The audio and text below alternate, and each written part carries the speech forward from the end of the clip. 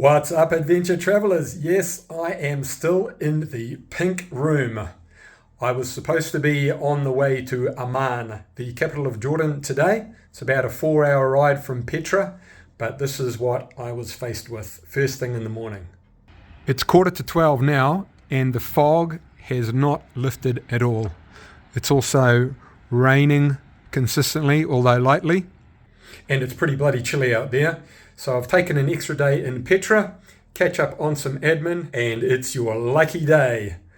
I'm not sure if anybody noticed, but I forgot to do the 3-minute geography lesson on Saudi Arabia. So let's get into it. The Al Saud family first came to prominence in 1727.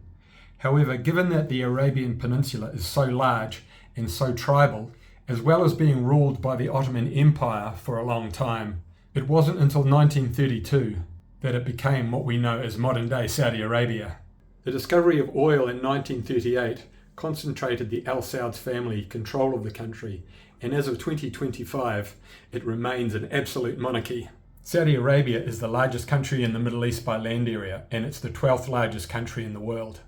It's about the same size as Greenland, or 10% bigger than Mexico. With a population of 38 million, a whopping 38% are migrant workers. They're mostly from India, Pakistan, Bangladesh, and the Philippines. However, the dominant ethnicity is still Arab, and over 90% of the people in Saudi Arabia are Muslim. Arabic is the official language, and it's the most widely spoken. The economy of Saudi Arabia is still very oil dependent. However, since Mohammed bin Salman, the Crown Prince, took over in 2017, many reforms have taken place. As well as opening up the country to tourism and foreign investment, many social reforms such as women in the workplace, driving cars, and the opening of cinemas and access to music have taken place. Islamic law still prevails though, and unlike Dubai, it's totally forbidden to drink alcohol anywhere. And for more egregious crimes, you can still find yourself getting beheaded. Wrapping up on a more positive note though, I'm happy to say that Saudi Arabia very much exceeded my expectations. While it's very different culturally from the West, and the people are somewhat reserved, they were always kind and friendly, and I always felt safe anywhere I went, whether it was out in the wop somewhere in the desert or in the middle of Riyadh or Jeddah. Saudi Arabia is a very safe place, and travelling freely by your own means, whether that's on a motorcycle, a car, or even hitchhiking, is very easy and enjoyable. From the vast deserts in the east to the huge mountains in the west and on to the jewel of Al Ula in the north, I can highly recommend Saudi Arabia as a travel destination, and that goes double if you like an adventurous road trip. Thanks for watching.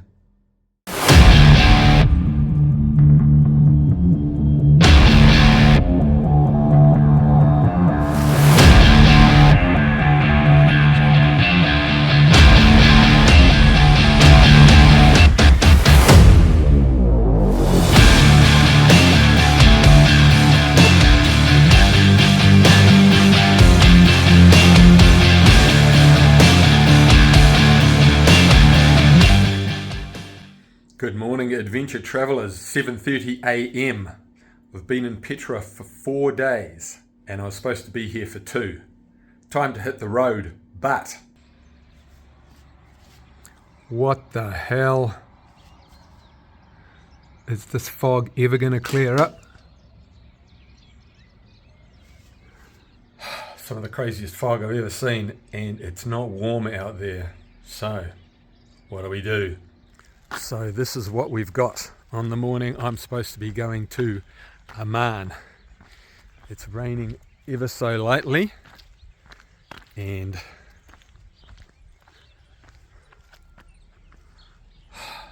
oh my goodness,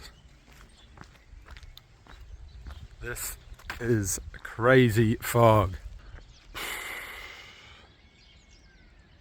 I could head on out depending on how thick the fog is, but the road is wet also, and I'd definitely be safer not to travel in this. So I guess I'm stuck here. Middle of the day and it's looking much better. Let's hope it stays this way for tomorrow morning. That's more like it. What's up, trendsetters? Okay, the rest of the day has been beautiful in Petra. I haven't done anything, just chilled out. Just coming back from grabbing a bite to eat and thought I'd show you the lights of Petra. Okay, you can hear the call to prayer, and this is Petra from the hillside. That black void in the back is the mountains. Obviously there's no lights, and that's the township below. So heading back to the hotel. Hopefully there's going to be no fog in the morning. Look at those lights, isn't it pretty? And we can hit the road to Amman. Cross your fingers for good weather. Good morning, adventure travellers, and goodbye Petra. Well, 2 nights turned into 5 nights due to the heavy fog, but I'm happy to say it's a beautiful sunny day, although there's a little bit of a chill in the air, and we are on our way to Amman.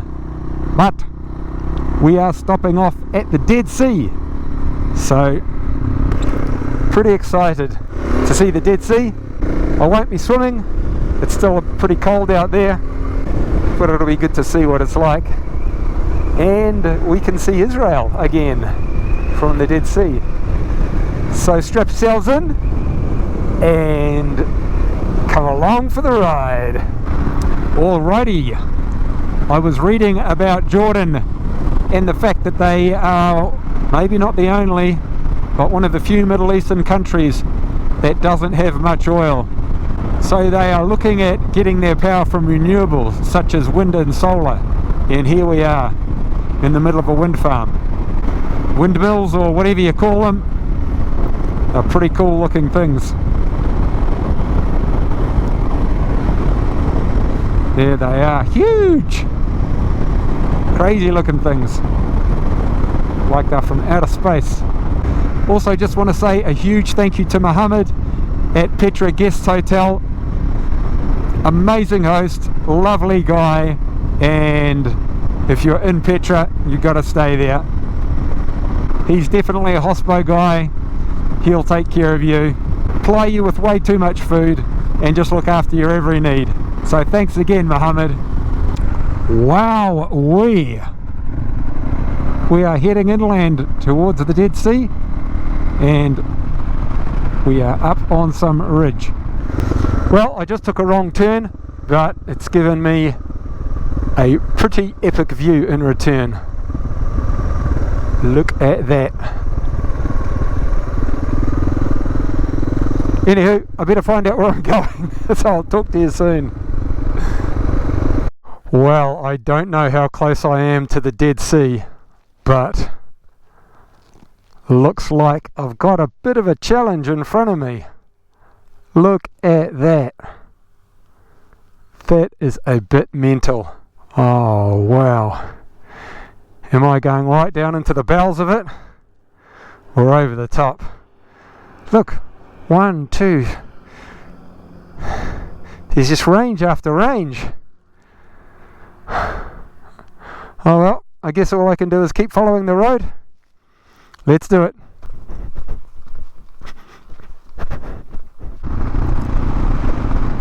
There was actually a shortcut from Petra to the Deadsea. It's about an hour quicker, but this is more of a main road. I'm glad I came this way. It certainly delivered some more interesting riding. What? Prehistoric. Whoops, bit of graffiti for good measure. Wow. Did not expect this. I don't know what I did expect, but did not expect crazy mountain scenery and valleys.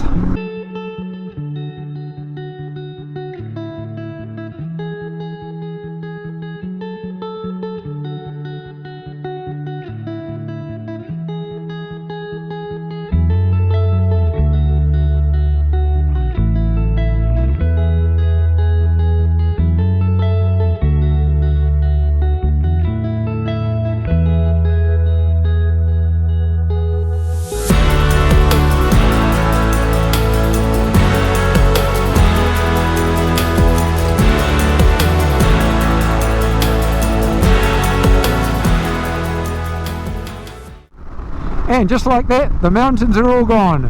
And we are down on the lush plains. The green gardens. I can't tell what they're growing, but this is obviously where they get the rain. Look at that. Gardens as far as the eye can see. And there it is, ladies and gents, the Dead Sea. And up on the right, some impressive looking mountains. Okay, we'll get up close and personal with the Dead Sea soon. So I'll see you there. And here we are, ladies and gents, at the Dead Sea. Now, we're not right on the shoreline like I was hoping. Maybe that's a possibility up the road, but we do have an impressive view from up here. Here's the trusty steed, the highway, and here is the Dead Sea. You can see the salt accumulated on the shoreline.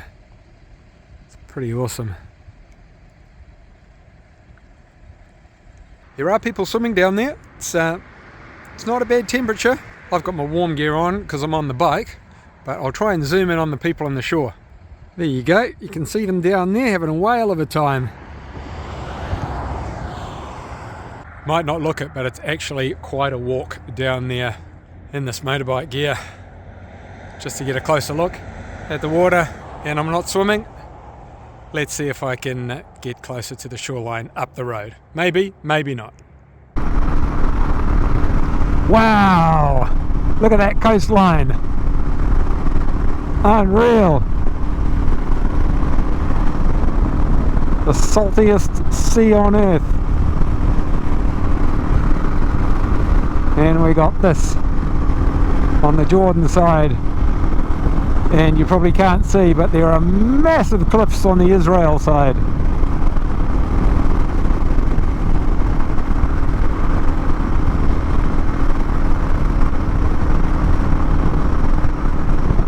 That's Israel over there. Woo! Crazy.